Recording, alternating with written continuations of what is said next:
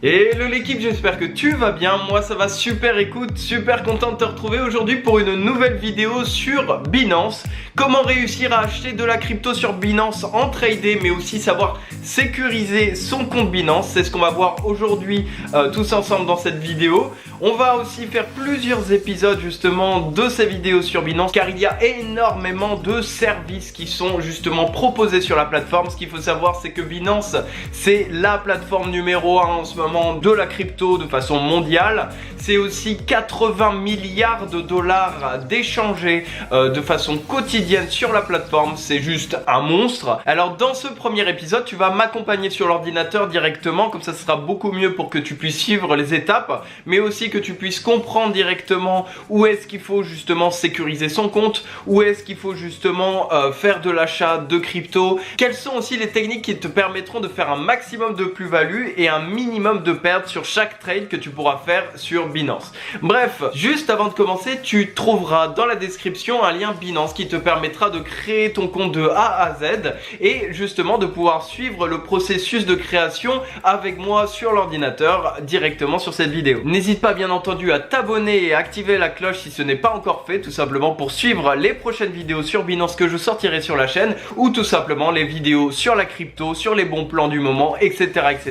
qu'on pourra sortir tous les dimanches sur la chaîne. Bref, c'est parti. Donc voilà, on se retrouve sur l'interface Binance, donc sur leur plateforme. Ici, donc pour le moment, on est en anglais, donc on va aller tout simplement en français pour se faciliter un petit peu la vie. Donc ce qu'il faut savoir sur Binance aujourd'hui, en tout cas, c'est qu'on s'occupera surtout donc de la sécurisation de votre compte et justement la création donc d'achat, de trade sur la plateforme, voir aussi les différentes possibilités d'achat et de vente sur la plateforme Binance, et aussi quelques petites astuces qui vous permettront de faire des trades plus avantageux que la normale. Donc pour commencer, ce qu'il faut savoir, c'est que sur Binance on a donc deux côtés. Il y a le premier côté qui est celui-ci là, donc qui est plutôt un côté justement pour les achats. Donc là on a surtout ce qui est achat par carte bancaire, dépôt, etc.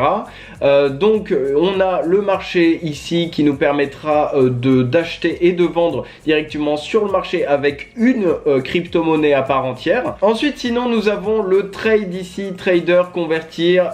C'est vraiment la manière la plus simple au monde d'échanger deux types de crypto-monnaies. Par exemple, ici, on peut voir qu'on a l'USDT, donc qui est un stablecoin qu'on peut échanger contre un bitcoin, et on peut forcément changer la valeur de la crypto qu'on souhaite et vendre et la crypto qu'on souhaite acheter avec la crypto vendue. Donc ça c'est pour tout ce qu'on va voir aujourd'hui du côté du marché, pour les achats, les trades, etc. Mais on va aussi regarder donc au niveau de l'ensemble du compte, comment est géré le compte, comment aller dans les endroits qui nous intéressent, etc. et ne pas se perdre sur la plateforme.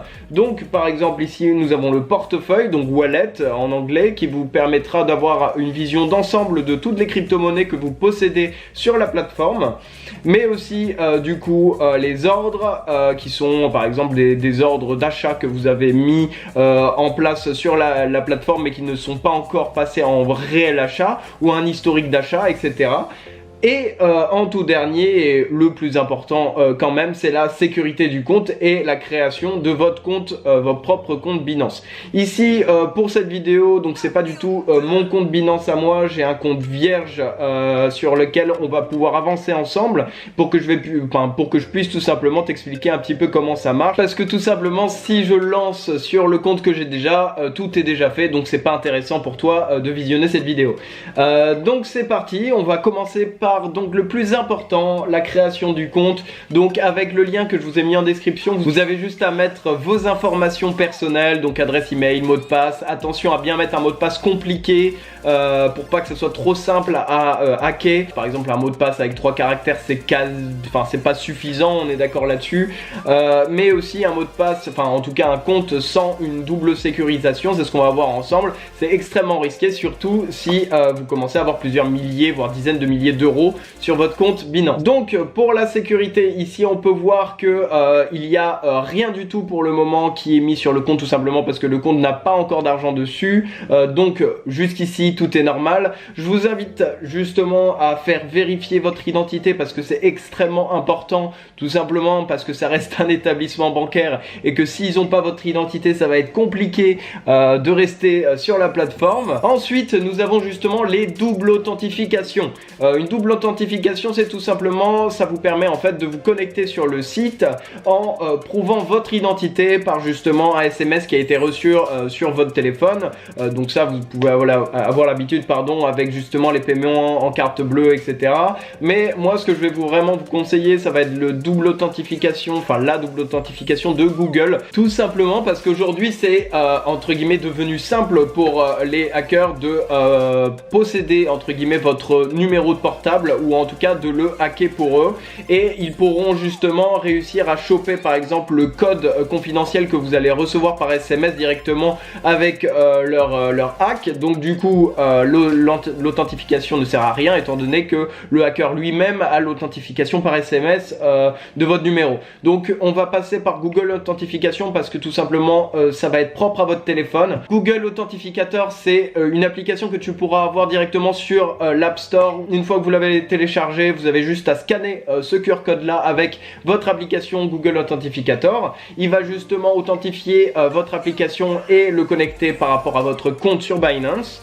Et une fois fait tout ça, vous avez juste à mettre le numéro, justement mettre le numéro donc qui s'actualise toutes les 15 secondes sur votre application Google Authentificator pour vous protéger. Vous avez juste à valider de votre côté et une fois ça fait, ça sera déjà beaucoup plus sécurisé que si vous n'avez rien du tout, étant donné que ça voudrait dire qu'à partir d'aujourd'hui vous aurez absolument besoin de votre téléphone pour vous connecter à Binance, et le hacker qui voudrait hacker votre compte en aura besoin aussi. Donc vous êtes beaucoup plus sécurisé déjà que si vous ne l'avez pas. Donc voilà, ça c'est le premier côté à savoir sur Binance. De toute façon c'est sur toutes les plateformes, je vous conseille vraiment de faire tout le temps une double authentification, surtout quand vous commencez à avoir une certaine somme sur votre compte ou votre wallet crypto, peu importe la plateforme. Donc voilà, une fois que tu as confirmé la double authentification sur ton compte Binance, on va pouvoir justement aussi aller faire des vérifications de anti-phishing.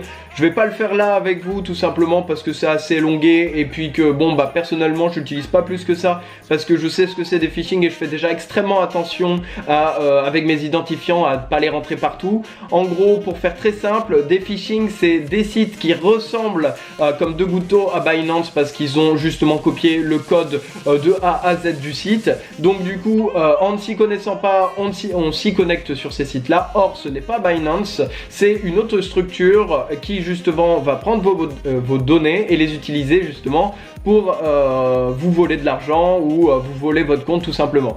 Donc tout simplement pour éviter ce genre de situation, vous avez juste à déjà de 1 faire très attention aux publicités par mail que vous pouvez recevoir, mais aussi sur la recherche Google de bien prendre le lien Binance, c'est pas un lien Binance quelque chose bizarre avec des tirets, enfin bref. Si par exemple au lieu de Binance dans l'URL vous avez Binance, faudra se méfier à ce moment-là parce que ça peut être une arnaque en effet. La deuxième chose à vérifier, c'est de voir qu'il y a bien un petit cadenas au niveau de l'URL qui vous permet de dire que les informations que vous rentrez sont confidentielles et que la plateforme qui les enregistre n'a pas accès à ces informations pour les utiliser.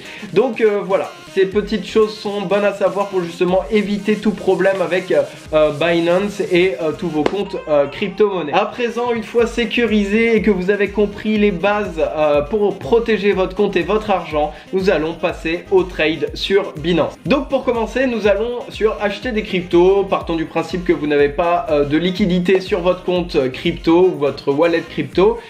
Donc tout simplement, il faut rajouter quelques petits euros, quelques petits dollars sur votre compte pour pour pouvoir commencer à faire des choses intéressantes. Donc dans ces cas-là, vous avez entre guillemets deux possibilités classiques pour avoir de l'argent sur votre compte. Vous avez le dépôt bancaire qui est plus long mais moins coûteux en général pour justement tout ce qui est frais de transaction entre monnaie fiat, donc euros, dollars, etc. et les crypto-monnaies. Mais vous avez aussi les cartes de crédit et de débit qui vous permettront d'avoir l'argent beaucoup plus rapidement sur votre compte sous 24-48 heures au lieu de 72 heures approximativement pour les dépôts bancaires. Mais par contre ici vous avez généralement beaucoup plus de frais, que ça soit, enfin peu importe la plateforme en termes d'exchange, tout simplement parce que vous achetez par carte bancaire et que en virement bancaire